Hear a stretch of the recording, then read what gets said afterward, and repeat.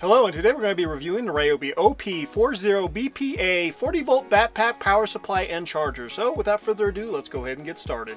Okay, starting off with the backpack portion of this particular tool, it's a pretty good showing here. There's plenty of adjustability and lots of straps to, well, pull and tug on. And the quality of the straps seem to be fairly, well, decent. For the most part. I do think that the cinch straps could be of a slightly higher quality, but, you know, it's not the worst showing in the world, and there's plenty of padding to make the tool more comfortable to carry overall, so it's a pretty good showing here. For the most part, the padding on this particular backpack is very good, and it's very comfortable, and for the most part, you know, I haven't had any major complaints about when I've been wearing this particular backpack. Now, with that being said, I haven't worn it all day or anything, but for the jobs I have used it on, it's been very comfortable and it's gotten the job done. Another nice feature on this particular tool is going to be the cord holder for the waist strap to help you maintain your cord in a safe and proper manner so it's not flailing all over the place or getting caught on things as you walk by or walk through trees or bushes or brambles or anything like that. It's a pretty good showing, and while you don't have to use it, it is a nice feature to have, and it does come in handy for the power adapter. Now, when it comes to the overall quality of the clasps or the buckles, they're fairly decent. You know, they're not super high quality, but they're not super low quality either. Overall, they feel like they'll last quite a while, as long as you don't leave them in the sun for long periods of time where they bake and get hard, but you really can't do that with any plastic. So, you know, that's just the overall common problem with plastic.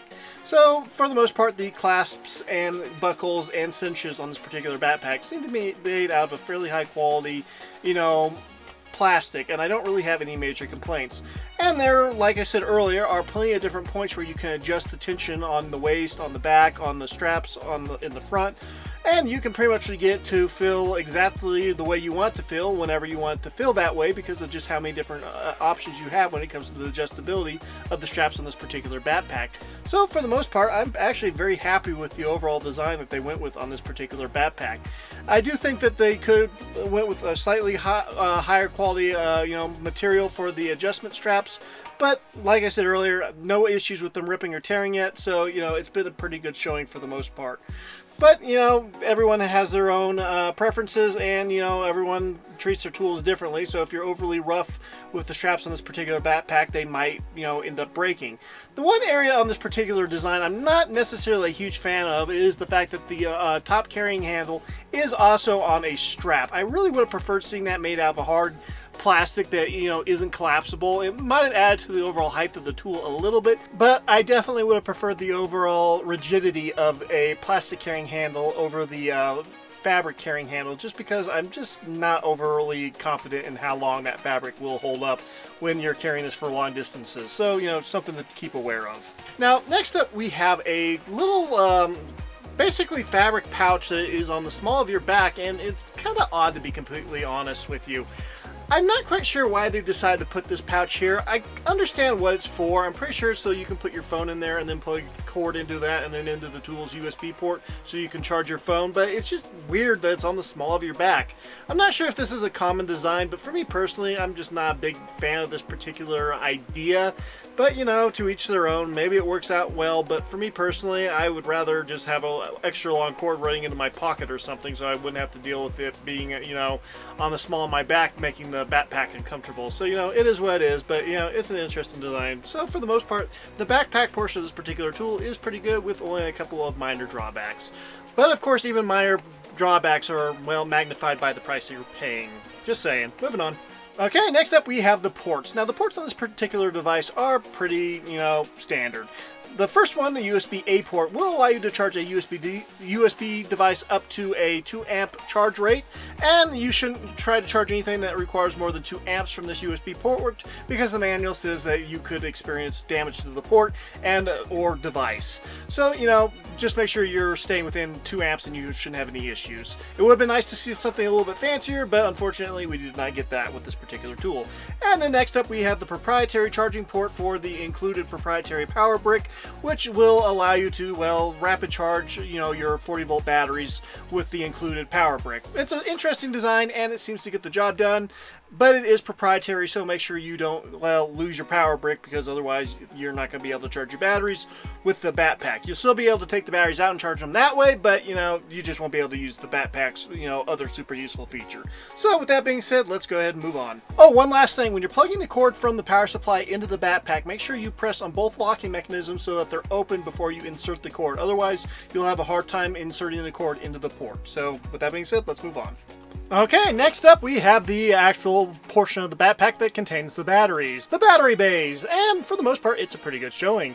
Now the battery bay compartment can actually be detached from the backpack or strap portion of the Batpack completely, which is going to be super useful for if you don't want to carry around that fabric octopus everywhere you go. So this is a nice little feature to have, and I do enjoy having it. Now when it comes to the battery compartment itself, it's basically just a plastic box that is secured with, well, a single latch. You know, it's pretty simple. The plastic itself is, you know, the typical ryobi affair, and, you know, nothing too special here. The latch is okay, but, you know, it's plastic, so, you know, be careful, and be especially careful in cold conditions. And when you open it, the top of the lid will be, well, pushed into place by a little, you know, strut, and it will keep the lid open. And then if you just push it back further after it's been opened a little bit, you know, just a little bit further, it will close and snap it back into the lock position. So overall, it's a fairly interesting and useful design. The one aspect of this particular design I'm not a huge fan of is the fact that the cord comes directly out of the bottom and doesn't have any ability to, well, go off the side or be positioned in a way that would allow you to stand the unit up even when it's not attached to the Batpack. The only way that you can stand the unit up is, well, to attach it to the Batpack, and I just think that there should have been a little bit better design or more forethought into the design, because the cord goes out basically directly behind you and not off to the side, so you lose a little bit of cord length there. And so, you know, overall this is an area of the tool that could probably use some better overall, you know, functionality, or just a redesign to make it so that it can go off from, you know, either the left side or the right side and not just go straight off the back. Now the charging portion of this particular Batpack is going to be incredibly useful, but, you know, it's not going to be the best design in the world. It charges each battery one at a time, and there are 3 bays. It should automatically change to the next battery when one battery is depleted, so it should save you some time and energy from having to switch, you know, from battery to battery. So, you know, just something to be aware of. So with that being said, we'll talk more about the charging here in a little bit, but let's go ahead and move on. Okay, next up we have the cord and adapter, and it's an interesting showing here, and I'm not going to say it's going to be positive, unfortunately. This particular tool is definitely a tool I had wanted for a long time, and something I desperately wanted to buy when it first came out. But the price tag was prohibitive, and so I didn't, because, well, quite frankly, $350 is way too much money for this particular product. But we'll talk about that more later. Now, the cord on this particular Batpack is going to allow you to have about 6 feet of reach, which is going to be plenty for all your handheld tools, such as trimmers, blowers, and weed whackers, and possibly even your portable snow shovels, or your electric snow shovels. But unfortunately, that's where the good news ends. But actually, let's talk about the adapter first real quick. The adapter that goes into the tool is actually very useful, and there is a power display that lets you know just how much battery life is left in each battery, and actually gives you a very good indication of how much the battery's been depleted and what battery you're currently on, and it locks into place firmly and securely and is very lightweight. So no complaints about the battery adapter. It works great. There's a little clip. You can have it on your belt so you don't have to drag in the dirt if you don't have attached to a tool. Overall, I love the adapter. It works great. My problem is with the cord. The cord itself is thick, but I don't think it's necessarily a thick wire gauge on the inside of the cord, unfortunately. And the reason why I suspect this is, well, quite frankly, this particular tool does not play well with tools or power tools or, you know, lawn tools that require a lot of voltage or torque, because, well, quite frankly, it can't provide the same amount of power that plugging the battery directly into the tool can give you. You're losing quite a bit of your power from the battery bay to your tool, and I'm not quite sure why it's losing it, but my big suspicion would be the cord. I don't think the gauge of wire is allowing the amount of power that the tool needs, and so at the end of the day, that means your tool isn't operating at its full potential. As a matter of fact, this particular Batpack is not useful to use with chainsaws at all. you lose about half your amount of power, it seems like, and it makes using chainsaws completely, you know, irritating, and it makes you think that there's something wrong with your chainsaw until you take the battery out and put it directly into the chainsaw, and then it's like, oh wow, my chainsaw is actually working. It must be the battery pack because that's what's slowing it down. And unfortunately, this makes sense because with DC power, it does not play well with over long distances. And, you know, the higher the voltage, the worse it seems to do, you know, if your wire gauge is not, you know, spec'd right.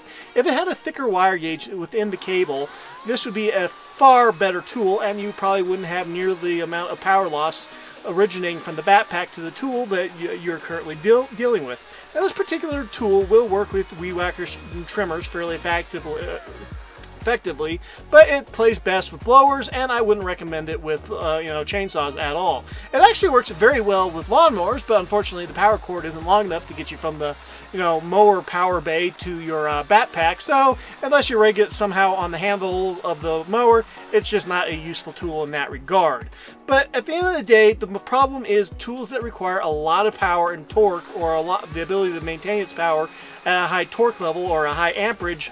This particular backpack just can't seem to deliver on that. It works okay with blowers, it works okay with weed whackers, although it works better with blowers, but chainsaws, that's just a no-go. And unfortunately, that's one of the primary reasons why I ended up really wanting this particular tool, because having the ability to have a lightweight chainsaw that is very easy to maneuver is, well, a great option, and it comes in handy, especially if you're working in a area that is not as easily accessible, or when you're not following proper safety procedures, but you get the point there. So at the end of the day, I really don't think that the power cord on this particular device is properly spec'd, and I really think it needs a thicker gauge wire in order to allow the proper amount of voltage to reach your tool. So with that being said, let's go ahead and move on to the last part of this particular tool. Okay, next up we have the charger block, and the charger block itself is actually, well, seems to be fairly nice, but heavy. Now with that being said, there is plenty of rubberized texture on all 8 corners of the charging block, so if you do accidentally end up dropping it, it should protect itself as long as it's not too far of a drop. And the cords attached to the charger block are fairly long. Now the charger block that plugs directly into the backpack has 2 locking mechanisms that you will have to, well, pinch into the open position, and then you can insert it into the charging bay on the, or charging port I should say, on the backpack portion of the blower. Just make sure that you have it properly orientated. There is a little marking on it that says, you know, this side up, make sure it's pointed upward, and then you will be able to easily insert the mechanism, or the charging port or charging cable into the port, as long as you are holding those locking mechanisms open. Now the charger block itself has a indicator light that lets you know which bay is currently charging, but it will not let you know how full the battery is. It will let you know when the battery is full, but you know, there's no indication on just how full the battery is getting. So you'll either have to look at the battery directly, or look at the adapter to see what the current battery level is at. And while the charger does show 4 bays, the backpack only has 3 bays, so you know, they're just showing you what it would be like on, I think it's their riding lawnmowers that have the other tool that uses this particular charging block. So you know, this charging block wasn't exclusively designed for the backpack, but you know, it works just fine on the backpack. So you know, everything here is a pretty good showing for the most part. Now the cords themselves are 6 feet long on each side, so the plug that goes into the wall is 6 feet, and the plug that goes into the tool is 6 feet, so you have quite a bit of room to work with. So yeah, with that being said, let's move on to the weight.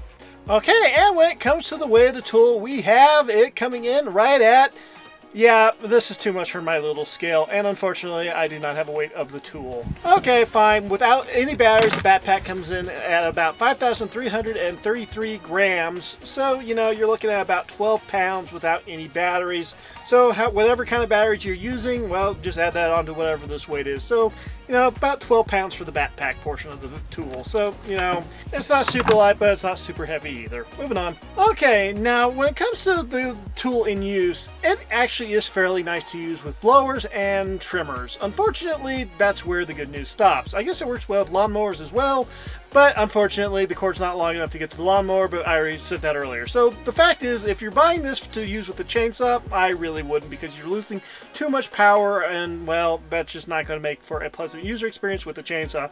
But if you're buying to use this with blowers, it works fairly well, and while you do notice a little bit of power loss with a trimmer, it still works fairly well. I can say that it's probably still going to be useful with a trimmer as well. But unfortunately, with chainsaws, it just loses too much torque and it's just not effective. The cord's not long enough for lawnmowers, and I didn't even bother trying this with my auger because, well, I just don't think it would work because that requires quite a bit of torque as well. So, you know, it is what it is. So the backpack itself is comfortable. It does have a useful purpose for blowers and trimmers, but it's overpriced at $350 since you really can't use this with chainsaws either. So unless they come out with a way to, well, increase the gauge of the wire through a repair, you know, I just don't think that this is going to be a super useful tool for a lot of people who are thinking about buying this for, you know, use with a chainsaw or something like that. But if all you're going to use this with is a blower, have at it. If you have the money, go for it. But with that being said, let's recap with the pros and cons. Okay, the first pro is, well, the idea. I absolutely love innovative products, and this is very innovative. I love the idea of being able to just leave your batteries in a backpack and be able to charge the whole system and, you know, just plug an extension cord basically into your battery operated, you know, weed whacker, blower, and be able to go around the yard and just do all your lawn work without having to run back to the house to get another battery whenever the current one gets depleted. It's a great idea. I love the concept behind it. I just hope that they implement it better in the future. 3 battery bay. Overall, the ability to carry 3 batteries at once and be able to have them switch over is super useful and is something that is very, well, helpful, especially if you're working in an area and you don't want to leave your batteries where they might be stolen. So this is a pro in my opinion. And the next pro would be the charger. Having the ability to have your batteries charged while they stay within the backpack, and the fact that they will automatically switch to the next battery once the first battery gets done charging, is super useful. I do wish that all the batteries would charge at the same time, but at the end of the day, this is still a super useful feature and a pro in my opinion. And the next pro would be the backpack. This definitely makes a lot of the ryobi's 40-volt power tools a lot easier to handle and maneuver. And overall, there's plenty of areas that you can adjust, and the straps are comfortable, and so I don't really see any major downsides to the backpack other than the fact that some of the adjustment straps do seem to be a little bit on the cheap side, but for the most part, everything here is still a very good showing. So in my opinion, this is a pro.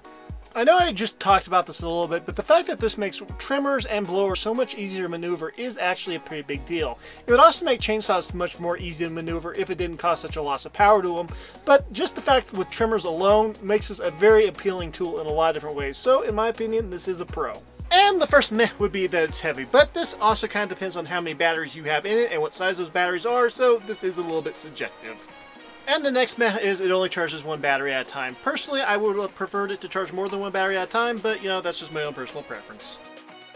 Okay, and now we have the cons, and there aren't very many of them, but they're major. And the first con would be the price. Coming in at $350, that's just insanely expensive.